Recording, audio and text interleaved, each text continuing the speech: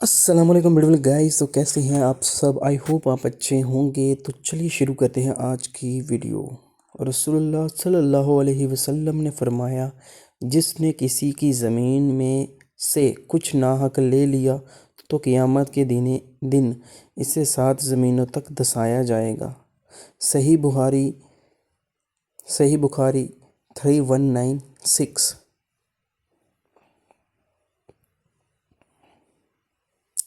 رسول اللہ صلی اللہ علیہ وسلم نے فرمایا، اللہ کہتا ہے، اے آدم کے بیٹے، اگر تیرے گناہ آسمان کو چھونے لگیں، پھر تو مجھ سے مغفرت طلب کرنے لگے تو میں تجھے بخش دوں گا اور مجھے کسی بات کی پرواہ نہ ہوگی۔ ترمذی 3540۔ تو میرے دوستو، رسول اللہ صلی اللہ علیہ وسلم نے فرمایا، اپنے ماں باپ کو گالی دینا کبیرہ گناہوں میں سے ہے۔ صحابہ نے عرض کیا، اللہ کے رسول، بھلا کوئی آدمی اپنے ماں باپ کو بھی گالی دے گا؟ آپ نے فرمایا، ہاں، وہ کسی کے باپ کو گالی دے گا تو وہ بھی اس کے باپ کو گالی دے گا، اور وہ کسی کی ماں کو گالی دے گا تو وہ بھی اس کی ماں کو گالی دے گا۔ جامع ترمذی 1902 میں یہ کوٹ ہے۔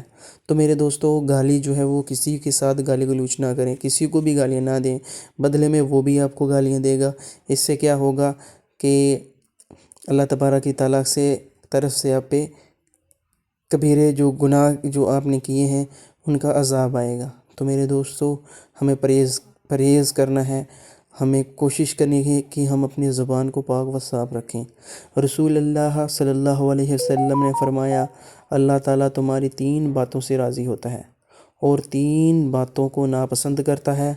جن 3 باتوں سے راضی ہوتا ہے وہ یہ ہیں کہ تم اس کی عبادت کرو اور اس کے ساتھ کسی چیز کو شریک نہ کرو، اور اللہ کی رسی کو مل کر تھامے رہو اور متفرقہ نہ ہو، اور تم سے جن باتوں کو ناپسند کرتا ہے وہ فضول اور بیہودہ گفتگو اور سوال کی کثرت اور مال کو ضائع کرنا ہے۔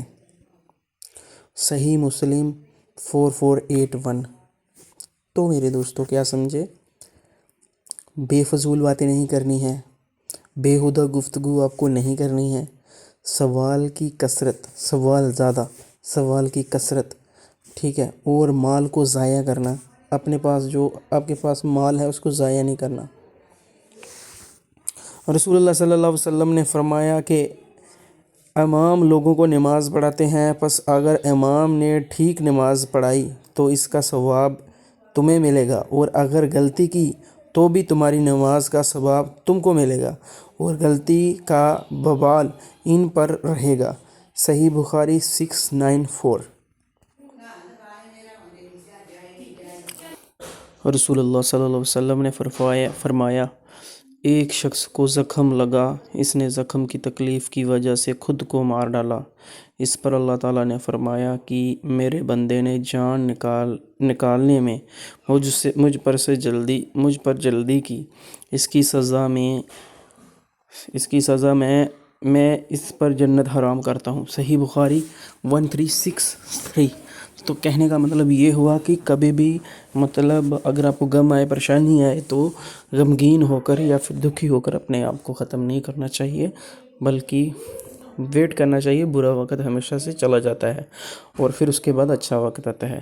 رسول اللہ صلی اللہ علیہ وسلم نے فرمایا، جو عورتیں کسی کی موت پر اپنے چہروں کو پیٹتی اور گریبان چاک کر لیتی ہیں اور جاہلیت کی باتیں بکتی ہیں، وہ ہم میں سے نہیں ہیں۔ صحیح بخاری 1294۔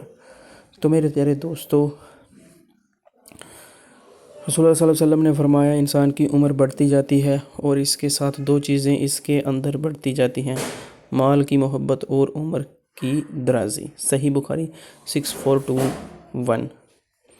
میرے پیارے دوستو، اگر آپ کو کورس اچھے لگتے ہیں تو پلیز سبسکرائب کریں، لائک کریں میرے یوٹیوب چینل کو، اور ویڈیوز کو شیئر کریں تاکہ یہ باتیں جو ہیں وہ اوروں کو بھی پتہ چلیں اور لوگوں کو بھی پتہ چلیں۔ رسول اللہ صلی اللہ علیہ وسلم نے فرمایا، میں ایک نہر پر پہنچا جس کے دونوں کناروں پر خلودار موتیوں کے ڈھیر لگے ہوئے تھے۔ میں نے پوچھا، اے جبرائیل، یہ نہر کیسی ہے؟ انہوں نے بتایا کہ یہ حوض کوثر ہے جو اللہ نے آپ کو دیا ہے۔ صحیح بخاری 4924۔ ماشاء اللہ۔